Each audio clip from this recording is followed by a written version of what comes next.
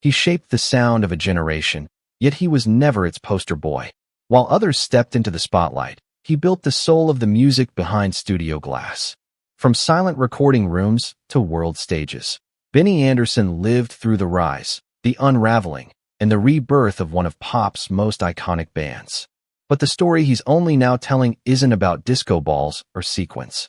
It's about exhaustion, regret, fractured love, and the painful silence that followed the applause.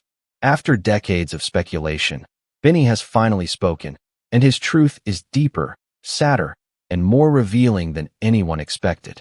Long before the world danced to Dancing Queen or wept to The Winner Takes It All, Benny was already laying the invisible foundation of what would become one of pop music's most enduring legacies. Born on December 16, 1946, in Stockholm's Vasasten district, he grew up in a working-class home where music was less a career path and more a cherished tradition. His father, a civil engineer, and his grandfather, a self-taught musician, introduced him to the accordion at 6 years old. That modest instrument sparked a lifelong fascination with melody and harmony. Unlike many peers who dreamed of stardom, Benny wasn't driven by fame. He wanted to understand how music worked.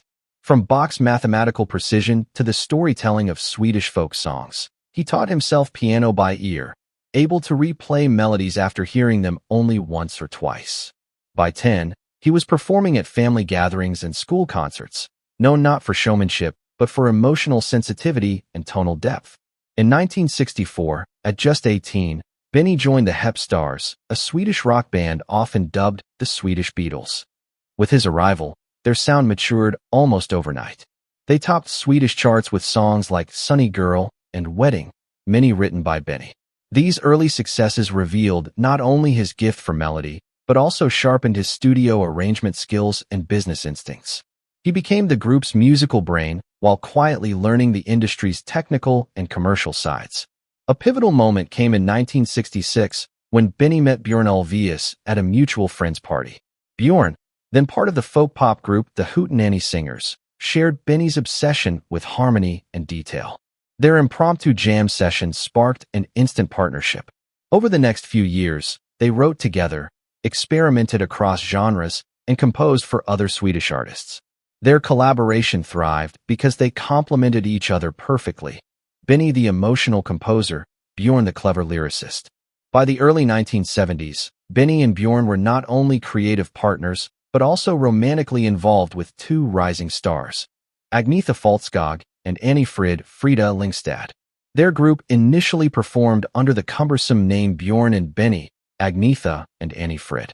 The name was awkward, but the chemistry was undeniable. After a failed attempt at Eurovision in 1973, they returned in 1974 with Waterloo, a glam pop anthem that won the Eurovision Song Contest and launched them into global fame.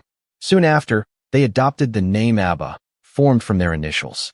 From that moment, Benny became more than a pop musician. He became a sonic architect.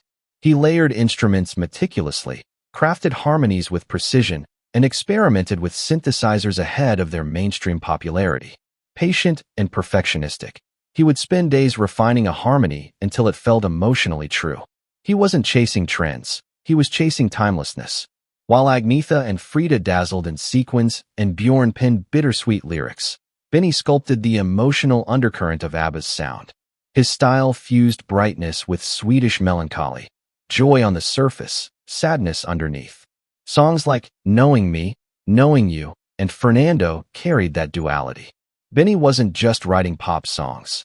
He was building a kingdom of sound where every chord and silence mattered. Even if the spotlight shone elsewhere, ABBA's architecture was unmistakably his. As ABBA soared through the 1970s, fame masked a slow, private erosion. The unraveling was subtle, not explosive. The first fracture came in 1979 when Björn and Agnetha divorced. Though they continued professionally, recording Super Trooper, the atmosphere shifted. 2 years later, Benny and Frida's relationship also ended. Once described as fiery and symbiotic, their bond had begun in 1969, rooted in music. Frida once said Benny understood her like no one else. But studio understanding didn't always translate into emotional presence at home. Benny's perfectionism left little room for vulnerability. By 1981, he admitted he had fallen in love with television producer Mona Norclit. The split with Frida was quiet, but left deep scars within the band. Their final studio album, The Visitors, released in 1981, reflected this frost. Songs like When All Is Said and Done and Slipping Through My Fingers carried unmistakable ache. Though the band lingered another year, something essential had faded. In December 1982, they released Under Attack. It failed to match earlier hits. There was no farewell tour, no dramatic announcement, just silence. For over 4 decades, ABBA's ending was defined by absence. Why stop at the height of success? Was it money, conflict, heartbreak? Interviews were vague. The word hiatus floated. ABBA became a frozen myth. In November 2024, that silence cracked. Benny sat down with The Guardian and spoke plainly. We were exhausted. Marriages were falling apart. The music was starting to sound unnatural. We needed to stop to preserve ourselves. There was no scandal, just depletion. In April 2025, he told Billboard that the final years felt like routine workdays. Collaboration had become obligation. It wasn't sustainable, he said. We couldn't go on pretending. Fans who sensed melancholy in late songs like One of Us and The Day Before You Came finally had confirmation. The sadness was real. Benny expressed no bitterness. He described the ending as natural, like a machine that had simply run its course. We had done what we could do, he said. There was nothing left to give honestly. The mystery dissolved. The silence had a reason. After ABBA dissolved, Frida's life took an unexpected turn. In 1992, she married Prince Heinrich Rutzow-Roos of Plauen, entering European royalty. Yet aristocratic life felt restrictive. In 1998, tragedy struck when her daughter died in a car accident at 30. Grief eclipsed glamour. During that time, Benny reached out. Their shared history became a quiet comfort, not nostalgia, but understanding. Then, in 2018, the unthinkable happened. ABBA reunited to record new music. By 2021, they released Voyage, accompanied by a groundbreaking digital concert experience using motion capture avatars of their 1979 selves. Since its 2022 launch in London, the show has sold over 1.3 million tickets from fans in more than 140 countries. Benny oversaw every sonic detail. They declined a billion-dollar live tour offer, choosing innovation over nostalgia. The avatars didn't need to be seen to be felt, just like Benny. Now 78, Benny has admitted music was his refuge. I gave my best lines to songs, not to the people who needed to hear them, he once said. That confession reframes everything. He wasn't cold. He was afraid to confront emotions directly. That quiet fragility, not drama or betrayal, unraveled the band. Yet in his honesty lies beauty. By speaking openly, Benny offers the closure ABBA never gave. It was never about perfection. It was about survival. The music didn't erase their pain. It carried them through it. Perhaps that's why ABBA's songs endure.